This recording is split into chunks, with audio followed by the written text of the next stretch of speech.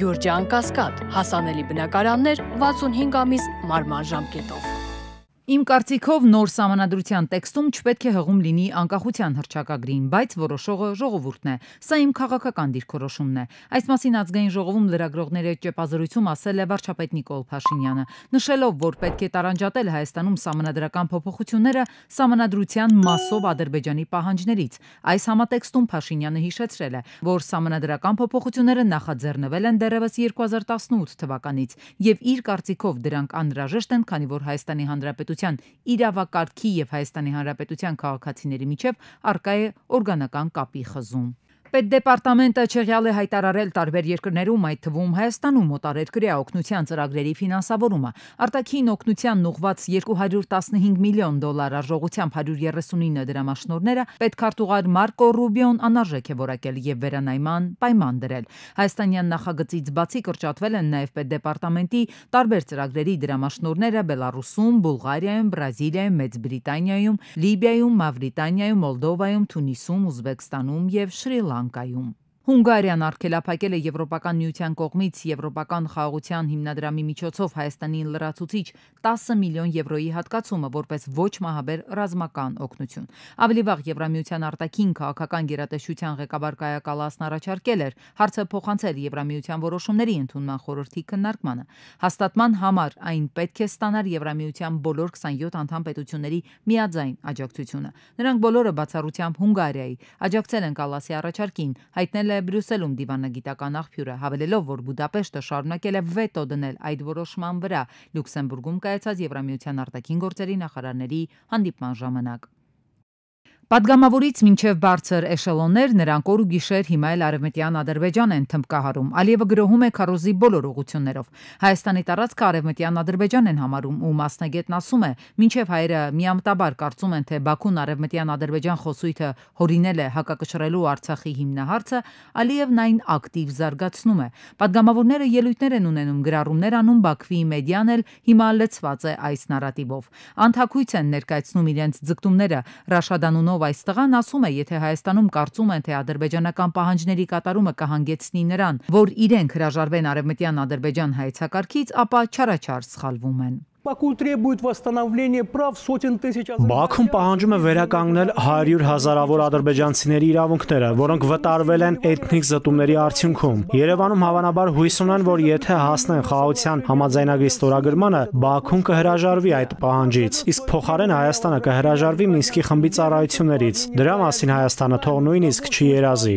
Երազներում խաբվելով են իրենք թերևս այսպիսի պատկերավոր նկարագրություն անում վերագրում Հայաստանին։ Հայ մասնագետները դժգոհում են, երբ ադրբեջանական կողմն այս խոսույթն է զարգացնում, հայկական կողմից հակընդդեմ պահանջ կա արդյոք արցախայերի վերադարձի վերաբերյալ, մանավանդ երբ պնդում են, թե խաղաղության համաձայնագրի տեքստում ոչ մի միակողմանի զիջում չկա։ Նրանք ամբողջը միակողմանի արդեն ես իմ քանի հատ պահանջ եմ Հայաստանին ասել, որ Հայաստանը բավարարի։ Օրինակ, այսպես կոչված արևմտյան ադրբեջանցիների վերադարձ։ Էբա մենք օրինակ արցախցիների վերադարձ պահանջում ենք, կամ նրանք միակողմանի պահանջում են ապարազմականացում ու գրված զենքերի վերադարձ եւ այլն։ Մենք դա պահանջում ենք իրենցից, կամ այդ խաղաղության պայմանագիրը ծածկելու է այդ հարցերը։ Ասենք Արցախին վերաբերող բոլոր կազմակերպությունները փակել, այսպես կոչված ֆաշիզմի տակ չգիտես ինչ պահանջներ են կեղծիքներով բացարձակ մանիպուլյացիա են առաջ տանելու մենք ունենք չունենք դա մենք Ադրբեջանը թույլ կտա մենք իր հետ կնքվող պայմանագրի մեջ այդպես ինչ որ կետեր նախատեսենք իհարկե չէ 3 տարի է արևմտյան Ադրբեջան կոչված Skype-ն են գործարկել հեռուստաընկերություն ունեն ՀԿ-ներ են ակտիվ գործում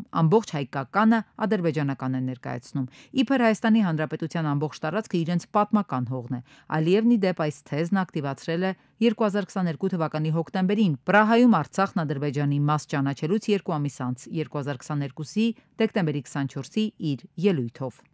Եկեք միասին աշխատենք արևմտյան Ադրբեջան վերադառնալու ուղղությամբ Հիմա երբ Ղարաբաղյան հակամարտությունը լուծվել է սա մեր օրակարգային հարցն է Փորձում են Հայաստանի տարածքին այլ անվանում վերագրել, բայց ինքնին ծրագիրը դա քաղաքական զավթողական ծրագիր է, որը Ադրբեջանը առաջ է մղում։ Խորքային մի կոնցեպտ է մշակել, թե իբրև այդ տարածքը դարերով պատկանել է ադրբեջանցիներին, հայերը ապօրինաբար եկել են այս տարածք, ցեղասպանել են ադրբեջանցիներին, խլել են եւ հիմա իրենք ապագայում պետք է պայքարեն պատմական արդարության վերականգնման համար։ Իրենք արդեն խնդիրներ են ստեղծում Հայաստանի Հանրապետության գոյության համար, ի ցույց դնելով իրենց տարածքային նկարտումներն ու զավթողական ծրագրերը։ Այսօր Այս օրերին նրանց պաշտպանության նախարարությունն էլ ի դեպ ապատեղեկություն տարածելիս հաղորդագրություններում Հայաստանի տեղանունների այլ ադրբեջանական անուններ է կիրառում։ Մեր պետության տարածքն այլ անունով են կոչում։ Կեղծ պատմական արդարությունը, ցեղասպանություն, էթնիկ զտում կոնցեպտն են տիրաժավորում։ Անթաքույց հաստատում, որ իր խնդիրը միայն Արցախը չէր, նկրտումներ ունի նաև Հայաստանի նկատմամբ,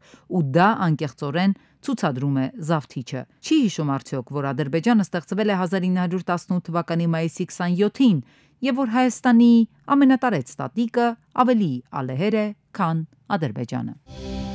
Նիկոլ Փաշինյանը ներքին գործերի նախարար Արփինե Սարգսյանի ուղեկցությամբ այցելել է ներքին գործերի նախարարության պարեկային ծառայության եւ օպերատիվ կառավարման նորակառույց կենտրոնի վարչական համալիր։ Փաշինյանին ներկայացվել է պարեկային ծառայության նոր էլեկտրամոբիլների տեխնիկական հագեցվածությունը։ Վարչապետը ծանոթացել է վարչական վարույթի իրականացման բաժնում տեղակայված քաղաքացիների ընդունելության սենյակների, ինչպես նաեւ գումարտակների շենքային պայմաններին։ Փաշինյանը այցելել է նաեւ Զինանոց, հրաձգարան, մարզասրահ։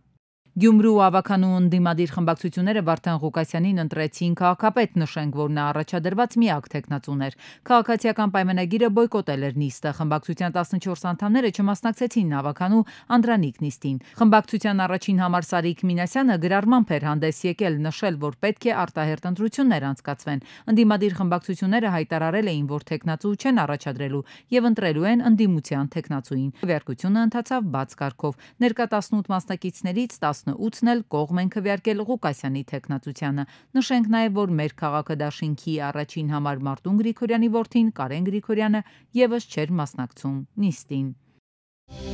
Վարչապետ Բենյամին Նեթանյահուն հեռախոսով զրուցել է Ֆրանսիայի նախագահ Էմանուել Մակրոնի հետ։ Զրույցի ընթացքում Իսրայելի կառավարության ղեկավարը վճռականորեն մերժել է Պաղեստինյան պետություն ստեղծելու գաղափարը, ընդգծելով, որ նման որոշումը խթան կհանդիսանա իրանական ահաբեկության համար, ասված է Նեթանյահուի գրասենյակի տարածած հաղորդագրության մեջ։ Բրիտանական The Guardian պարբերականի տեղեկացմամբ Օմանում կայացած Իրանի միջուկային ծրագրին նվիրված բանակցությունների առաջին փուլում Վաշինգտոնը առաջարկել է Թեհրանին իր տրամադրության տակ գտնվող հարստացված ուրանի ողջ պաշարը հանձնել որևէ երրորդ երկրի, օրինակ Ռուսաստանին։ Ըստ տեղեկությունների իրանական կողմը ամերիկացիների այս առաջարկը մերժել է։ ՆԱՏՕ-ի գլխավոր քարտուղար Մարկ Ռյուտեն չի բացառել Ուկրաինայի անդամակցությունը ՆԱՏՕ-ին։ Ավելի վաղ Հյուսիսատլանտյան դաշինքի ղեկավարը այն համարել է անշրջելի գործընթաց, միաժամանակ ընդգծելով, սակայն, որ այն պետք չէ կապել ռուս-ուկրաինական պատերազմում խաղաղության համաձայնագրի հետ։ Երբ մենք ասում էինք, որ Ուկրաինան մի օր կդառնա ՆԱՏՕ-ի անդամ, մենք չէինք խոստանում, որ դա կլինի խաղաղության համաձայնագրի մի մասը, ընդգծել է Ռյուտեն։ Միացյալ Նահանգների ռազմածովային ուժերը Մերձավոր Արևելքում կենտրոնացրել են Հարի Թրուման եւ միջուկային էներգիայով աշխատող Կարլ Վինսոն ավիակիրներից եւ Օհիո դասի միջուկային սուզանավից կազմված հզոր զորախումբ։ Դրանից բացի Ամերիկայի Միացյալ Նահանգները Մերձավոր Արևելքի բազաներ է տեղափոխել A-10 Thunderbolt գրոհիչների ավիացիոն խմբավորում։ Վերլուծաբանները ամերիկյան ռազմական այսօրինակ ներկայությունը կապում են հնարավոր զարգացումների հետ։ Հոնկոնգի փոստային ծառայությունը դադարեցնում է Ամերիկայից եւ դեպի Ամերիկա ուղարկվող փաթեթների առաքման ծառայությունները։ Այդ քայլը կապված է Թրամփի անցած շաբաթվա կայացած որոշման հետ, որով վերացվել է Հոնկոնգից Ամերիկա ուղարկվող փոստային առաքանիների համար սահմանված նվազագույն, այսպես կոչված de minimis բացառությունը։ Հոնկոնգը արդեն դադարեցրել է ծովային ճանապարհով առաքվող փաթեթների ընդունումը, իսկ օդային փոխադրումներով ուղարկվող փաթեթները դադարեցվելու է ապրիլի 27-ին։ ԱՄՆ նախագահ Ջո Բայդենը պաշտոնից հեռանալուց հետո առաջին անգամ քննադատել է Թրամփի վարած քաղաքականությունը։ Նա սոցիալապես ապահովության վարչության նկատմամբ Թրամփի վարչակազմի գործողությունները կործանարար է որակել։ Տեսեք ինչ է տեղի ունեցել հիմա 100 օրվա ընթացքում։ Այս նոր վարչակազմն այնքան շատ վնաս է հասցրել ու այնքան բան է ավերել։ Ուղղակի շունչդ կտրվում է, որ դա կարող է տեղի ունենալ այդքան շուտ, ասել է նախկին նախագահը CNN-ին։ Նյու Յորքի Comex բորսայի տվյալների համաձայն ոսկու հունիսյան ֆյուչերսների արժեքն աճել է 1.88%-ով եւ կազմել $3301.4 1 տրոյական ունցիայի համար։ Ոսկին մեկ ամսվա ընթացքում երրորդ անգամ հասել է ռեկորդային առավելագույնի։ Նախորդ ռեկորդը սահմանվել էր անցյալ շաբաթ ապրիլի 11-ին։ Bloomberg-ը կանխատեսել է, որ 2025-ի երրորդ եռամսյակում ոսկին որպես ապահով ակտիվ կարող է հասնել 1 ունցիայի համար ռեկորդային $3500։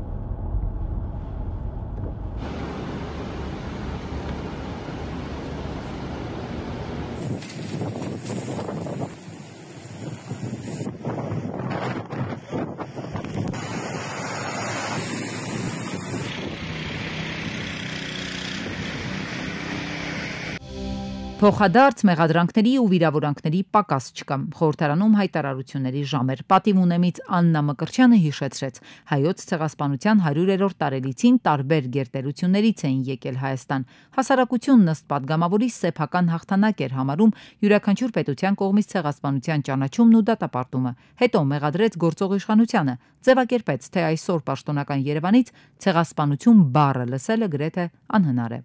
Հիմա պարզվում է պաշտոնական Երևանի համար այս օրակարգն առաջնահերթ չէ։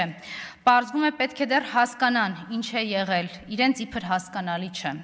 Պարզվում է հիմա ուզում են հաշվել զոհերին ու անուն ազգանունները իմանալ։ Պարզվում է որևէ մեկը մեզանից Արարատի հետ էլ կապ չունի։ Արարատը հիշեցրեց Արարատի նկարով ամբիոնին մոտեցավ նաև ընդդիմադիր մյուս ուժի Հայաստան խմբակցության падգամավոր Քրիստինա Վարդանյանը, ասաց ցեղասպանության 110-ամյակին պետական միջոցառումներ չեն լինելու։ Ըստ Վարդանյանի, երբ հարցնում են ինչու, պետական հանձնաժողով չկա, պատասխան չեն ստանում։ Հիմա էլ այդ նույն քաղաքական ուժը, որը Ադրբեջանից եկող սպառնալիքն էր նախ մեղմացնում, նոր սպառնալիք է գտել մեր ժողովրդի համար, ու այդ սպառնալիքը ոչ ավել, ոչ պակաս Արարատ լեռն է։ Պարզվում է, եթե մենք մի քիչ շատ խոսենք Արարատի մասին, մի քիչ շատ նայենք Արարատին, ընդհանրապես խոսենք ու մեզ իդենտիֆիկացնենք որպես ժողովուրդ, որի ինքնության հիմքն է Արարատը, Թուրքիան կջղայնանա ու կարող է նաև հարձակվել։ Իշխանականներն էլ հակադարձում են ընդդիմադիր падգամավորներին, падգամավոր Ղազարյանն ասում է վարչապետը երբևէ որևէ ելույթում որևէ առիթով չի հերքել պատմական իրողությունները, չի հերքել ցեղասպանությունը։ Եվ ընդամենը առաջարկել է հանրությանը քննարկել, թե որ պահից հայաստանցիներին, հայերին թույլ տրվեց խոսել ցեղասպանության մասին որպես պատմական իրողություն։ Տիկին Մկրտչյան, կամ լսել չեք հասկացել, կամ տիպիկ մանիպուլատոր եք։ Այստեղ կարծիք հնչեց, որ իշխանությունը եւ իշխանության ներկայացուցիչները վախենում են արտաբերել ցեղասպանություն բառը, ես արտաբերում եմ ցեղասպանություն։ Ուրացման քաղաքականություն վարելու համար ընդդիմությունը մեղադրեց իշխանությանը։ Հանդիպակաց կողմից ասացին, պատմական իրականությունը հերթական փորձն է։ Հունվարից փաստաբանական ծառայությունները շրջանառության հարկման համակարգից տեղափոխվել են ընդհանուր հարկման դաշտ ու վճարում են 20% ավելացրած արժեքի հարկ, 18% շահութահարկ։ Փաստաբանները դժգոհում են, որ հարկային բարձր բեռը հնարավորություն չի տա իրենց անվճար փաստաբանական ծառայություններ մատուցել եւ որ անվճար ծառայության խորհրդատվության համար էլ պետք է վճարեն։ Տեսեք ինչ ահռելի թվի է փոխվել եւ բնականաբար, երբ որ ավելացած արժեքի հարկի դաշտ է հայտնվում, փաստաբանը Ուրեմն ավելացած արժեքի հարկի դաշտի ռեժիմով նույնիսկ անհատուց ծառայություն մատուցելու դեպքում պետությունն ասում է իմ ավելացած արժեքի հարկը պետք է 10։ Իսկ դա նշանակում է պետությունը համանման ծառայության արժեք է որոշելու եւ դրա ավելացած արժեքի հարկը 20%-ը դնել է փաստաբանի վրա։ Իսկ փաստաբանը պարզ է, որ արդեն անվճար գործ չի անի։ Կառավարության հարկային օրենսգրքի փոփոխության հեղինակները հայտնեցին, թե գտել են խնդրի լուծման տարբերակը եւ ավելացված արժեքի հարկի դաշտ տեղափոխված փաստաբաններն անվճար ծառայություններ մատուցելու համար 5%-անոց քվոտա սահմանեցին, եթե հաշվետու ժամանակահատվածում փաստաբանական բոլոր ծառայությունների ընդհանուր արժեքը չի գերազանցի հարկման բազայի 5%-ը։ Ընդ որում, այստեղ եթե 5%-ից ավելին կլինի, միայն այդ 5%-ը գերազանցող մասով կկիրառվի։ Փաստաբանական համայնքի համար, սակայն 5% քվոտան էլ չի կարող խնդրի լուծման տարբերակ լինել։ Անվճար ունակ քաղաքացին ստիպված պետք է դիմի հանրային պաշտպանի գրասենյակ։ Ինչ է ստացվում, նա ըստ էության այդ նախագիծը, այսպեսի նայություն է ուզում տա, իբրև հարցի կիսալուծում, իրենք ասում են, որ փաստաբանը այդ հաշվետու ժամանակաշրջանի, որը 1 ամիսն է, հա, 1 ամսվա մեջ կարող է 5%-ի չափով իր այդ 1 ամսվա շրջանացան 5%-ի չափով անվճար գործ անել։ Հիմա տեսեք, այս պայմաններում ինչ է ստացվում, դա ինչպես է չափվել, որովհետև փաստաբանը կարող է 1 ամիս ունենալ 3 հատ անվճար գործ, մյուս 3-4 ամսի մեջ չունենալ։ Եվ այդ 5%-ը շատ փոքր թիվ է, եւ այստեղ այդ 5%-ի կիսալուծումը դա հարցի լուծում չի, դա հակառակը դա լրացուցիչ խնդիրներ առաջացնելու մեր համայնքում։ Արա Զորաբյանի դիտարկմամբ հարկային նոր բեռին նոր ձևավորված փաստաբանական գրասենյակները չեն կարողանա դիմակայել։ Արդյունքում կձևավորվեն մեծ փաստաբանական գրասենյակներ, փոքրերն ու միջինները կվերանան։ Ստվերում աշխատող փաստաբաններն էլ ավելի շատ կլինեն, շատերն էլ փաստաբանական գործունեություն կծավալեն արտասահմանում։